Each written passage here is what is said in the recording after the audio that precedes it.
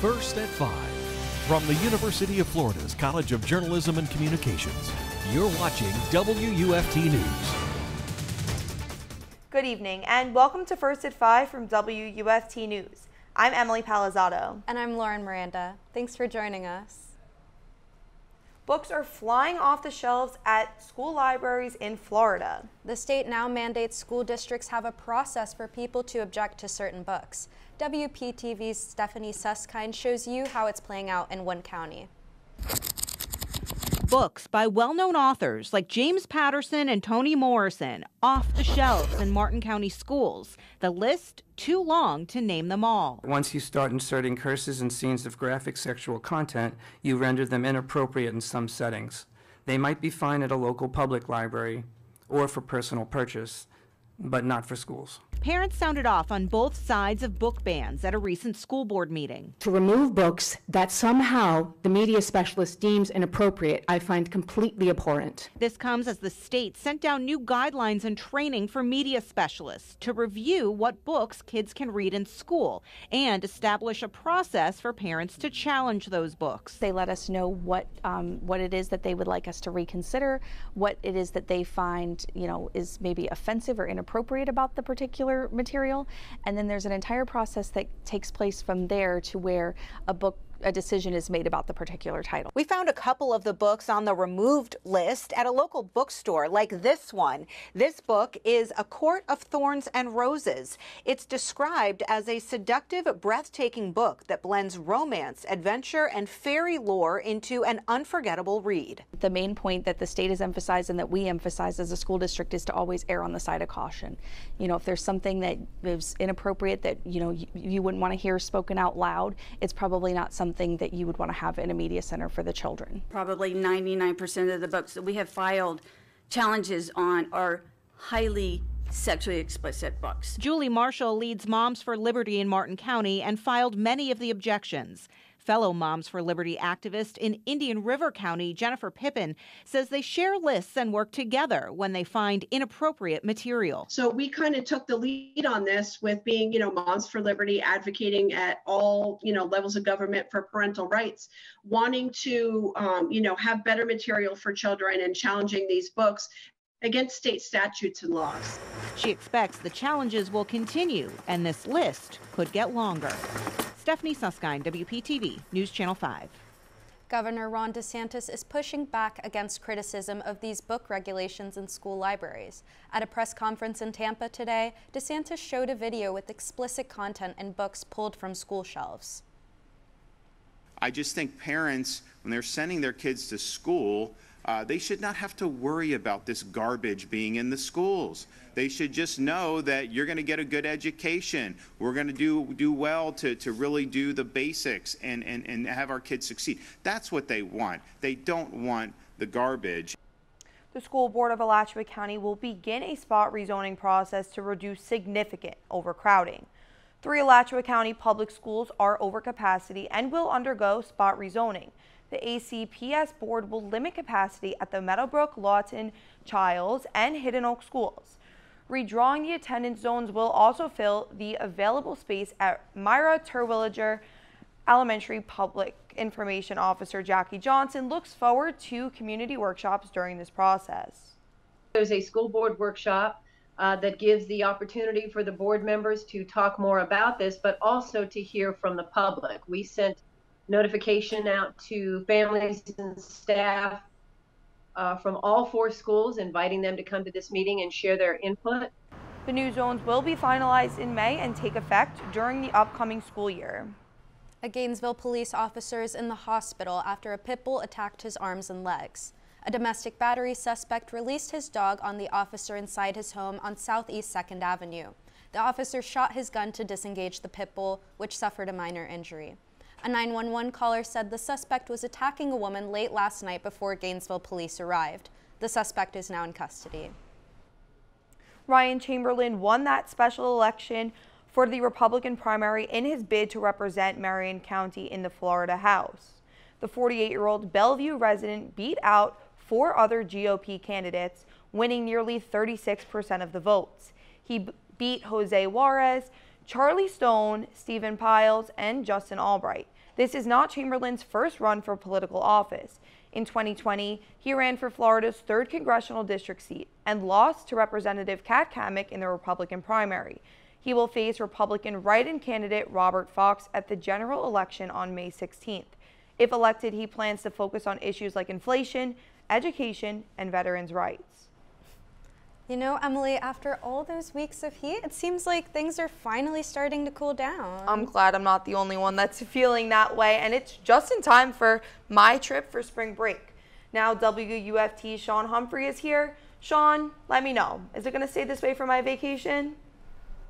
Well, in the full weather forecast, I'm going to tell you more about the rain you might be able to expect over the next week or so. But today and over the next few days, it's expected to be nice, cool, and dry during most of the day. And today, 73 degrees outside, nice orange and blue skies over the swamp. Even God's doing a gator chomp. Check it out, northeast at 14 miles per hour. The winds right now, if you take a look at the hour-by-hour forecast, it shows you those temperatures getting lower and lower, but not quite to a freezing level like we've seen recently in the month of February. And temperatures aren't going to be super high like we've seen throughout the last couple of weeks here in March.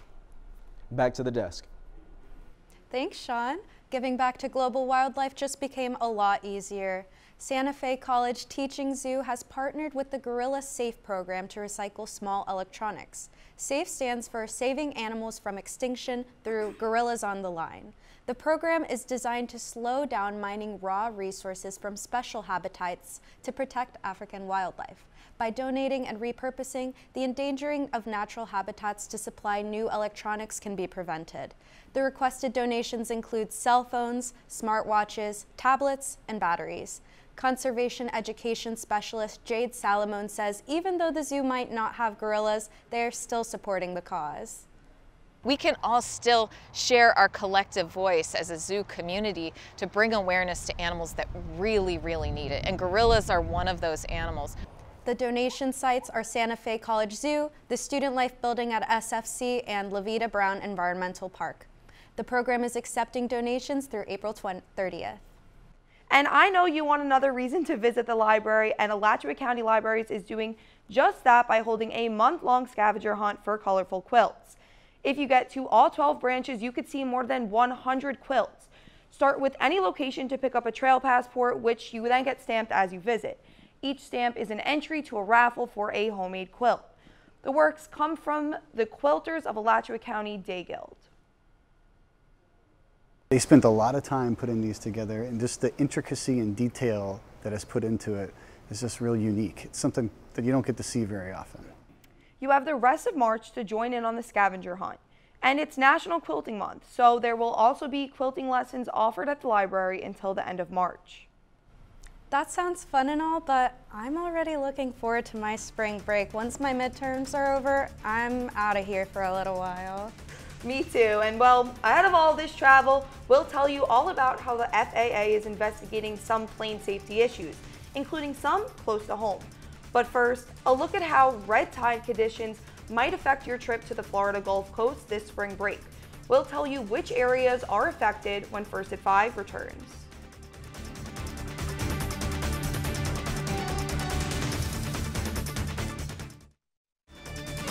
You're watching WUFT TV News. Welcome back. Two planes collided in a lake over Polk County, leaving multiple people dead. Both small planes collided in mid-air, with rubble from the crash visible from the water. Police officers and fire officials responded to the scene and confirmed all 4 people on board died as a result of the collision. Officials say it's no longer a search and rescue operation, but a recovery operation.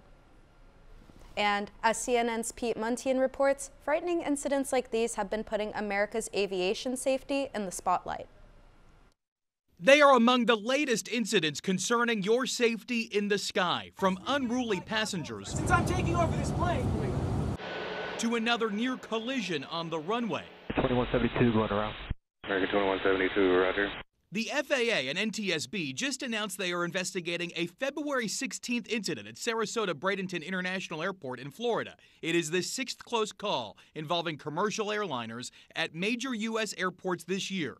Investigators say an American Airlines flight was cleared to land on the same runway where an Air Canada Rouge flight was taking off. This system is as stressed as I've ever seen it in my 30-plus years working in the airlines. Dennis Tager represents American Airlines Pilot Union. These incidents, things that we've been talking about well over a year ago, are starting to show up on the flight deck and in operations. Problems extend to passenger cabins, where there's been a second high-profile, unruly flyer in as many weeks. This is going to be a bloodbath everywhere. The Justice Department says 33-year-old Francisco Torres was wrestled to the ground Sunday on board a United Airlines flight. A couple of passengers tried to talk to him to calm him down. It was only making him more agitated. Lisa Olson recorded the video on the flight from Los Angeles to Boston. Court documents say Torres attempted to open the emergency exit and stab a flight attendant with a metal spoon. The United crew, plus all the passengers, being able to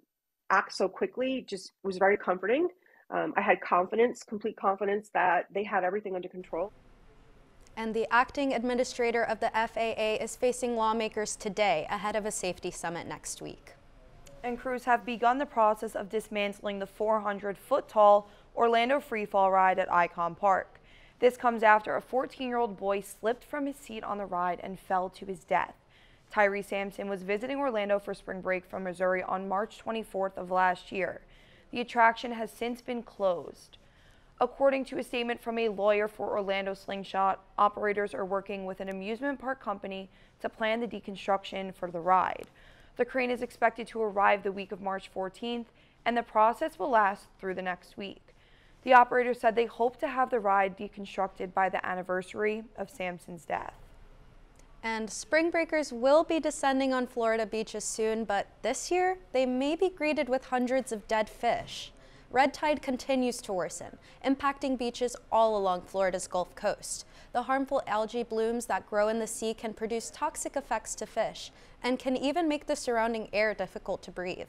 At Sarasota's Lido Beach, dead fish are littering the area as far as the eye can see. Crews are beginning the daunting task of picking up miles of shorelines, but many vacationers to the area are packing up and leaving. And now these red tide events can certainly be devastating to wildlife. Yeah, there are lots of environmental factors that can affect these toxic blooms. Shawn, how can the weather patterns help or hurt the situation? Well, we've had fish kills of our own back home in Brevard County, and scientists say that septic tank fuel leakage can fuel algae growth when rainwater pushes waste into the Indian River Lagoon. Now, that lagoon is an estuary, meaning it connects to the ocean, and algae travels. So those issues back home can become problems all the way on the Gulf Coast when bacteria feeds on dead algae and depletes oxygen levels in the water. But out here in north central Florida, we're forecasting cold weather and mild highs over the next several days. More after the break.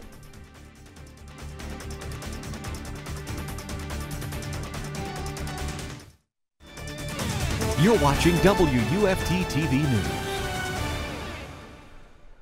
Well, hello friends. If you take a look at this low pressure system off the west coast of Florida that swept through clockwise through the peninsula and brought some rain yesterday for a short amount of time. It was about 20 minutes where it was absolutely pouring yesterday, but today it's nice, cool and dry on the back end of that low pressure system. So while you see some squalls and showers and thunderstorms in parts of the southeastern United States, here in north central Florida it's nice, cool and dry. But hurricane season is 85 days away, and while that might not yet be relevant here, let's take a look all the way in the southern hemisphere, nearly the other side of the world, off the southeastern coast of Africa. Tropical cyclone Freddy just battered Madagascar, and now it's had its sights set on southeastern Africa. Back locally, super locally, hey, even the Muffin Man is dry. 72 degrees out here in Gainesville, and the temperatures are going to get cooler as we head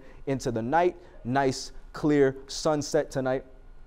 If you look at our evening schedule, those temperatures dropping lower and lower, close to overnight lows around 1 a.m. and those lows around north central Florida, 53 degrees in Gainesville, and pretty consistent across the board. 59 degrees in St. Augustine, likely those sea breezes have something to do with those, and 52 degrees in places like Perry and Bronson. The high temperatures for tomorrow, mild as well, 79 degrees in Gainesville, not getting too far past 80, 81, and 82 degrees in the southern parts of our viewing area in north central Florida. And over the next 6 days, you'll see there's a chance of rain on Friday, 50% chance, and going into Monday, you've got a bigger chance for thunderstorms, but it will be mostly clear skies, dry weather over the next week.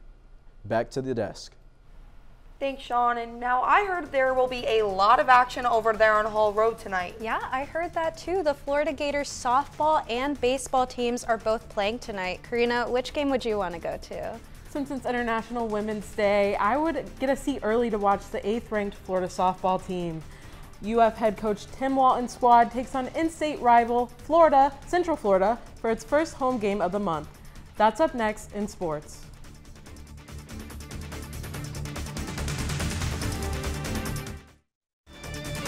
You're watching WUFT-TV News. Welcome to sports. I'm Karina Wilson. Tonight, for the first time since February 19th, the number 8 Florida Gators softball team returns home, marking the start of a 10-game homestand. WUFT's Jensen Young joins us live from Katie Seashell Presley Stadium ahead of tonight's matchup with Central Florida. Jensen? Thanks, Karina. The Gators are back in Gainesville after 7 straight away games, and they will take on the Knights from UCF. These two teams have played every single year but 2020 since their first matchup in 2003. And in those 29 matchups, Florida has won 23 times. The Gators come into tonight's matchup following an almost flawless weekend against UAB, giving up just 1 run in 3 games. The Knights, on the other hand, are not as strong as they were last year. They have 12 losses through 22 games already this season, whereas last year they lost just 14 times through 63 games. The Gators are leading the nation in on-base percentage and are second in the nation in scoring with just under 9 runs a game. First pitch is set for 7 as the Gators look to get their 3rd straight victory against the Knights. Reporting live from Katie Seashell Presley Stadium, I'm Jensen Young. Karina, back to you. Thanks, Jensen. The number 6 Florida Gators baseball team returns to Condren Ballpark tonight for Game 2 of its series against Florida Atlantic Owls after yesterday's 18-11 win. While the Owls started last night's game on top, hitting a solo home run in the first, the Gators responded with a season-high 6-run first inning. Shortstop Josh Rivera helped lead the Orange and Blue to victory on his career night, claiming 2 home runs and 9 RBI. The road to victory wasn't easy as the Owls totaled 11 runs of their own. Ahead of tonight, the Gators are 11-3 on the year. First pitch is slated for 6 p.m. The SEC men's basketball tournament begins today in Music City. However, the Gators men's basketball team takes to the court against the Mississippi State Bulldogs tomorrow. Florida finished its season with back-to-back victories over Georgia and LSU. On the other hand, the Bulldogs suffered a loss to the Vanderbilt Commodores to close out the regular season. UF head coach Todd Golden said that getting those wins proved that heading into Thursday, they can compete with anybody. The last time the conference foes squared off was January 21st when the Gators edged the Bulldogs 61-59. Tip-off is scheduled for 1 p.m. Spring practice is underway for head coach Billy Napier and the Florida football team. A giant question mark for Napier and crew is who will claim the title of QB1. Whoever's taking the snaps will need to be protected. Offensive coordinator Rob Sales said that the offensive line has been a big point of improvement this offseason. That's the beautiful thing about offensive line, right? We say 5 equals 1. You can't just have one good player. It takes 5 of us, and playing together as a unit. Then you need more than 5, really. It's just a kind of a little saying there. But yeah, I'd like the challenge. 22 offensive line was 22. This year is going to be a different group. The Gators' annual Orange and Blue game in the Swamp is set for April 13th. Before we go, let's get one last check on the weather. Shawn, take it away for us. Well, cool and dry temperatures here in north central Florida, especially here in Gainesville, after that rain shower that we saw yesterday. That low pressure system swept clockwise through the peninsula. Now it's gone, so the weather is nice and cool. Over the next 6 days, 2 days, we can expect a chance for rain, especially Monday. You should expect to either get wet or get an umbrella. Back to you all. Thanks, Shawn. And BBC World News is next, and PBS NewsHour is coming up at 7. But remember, your Florida news is always on at WUFT.org. Have a good night.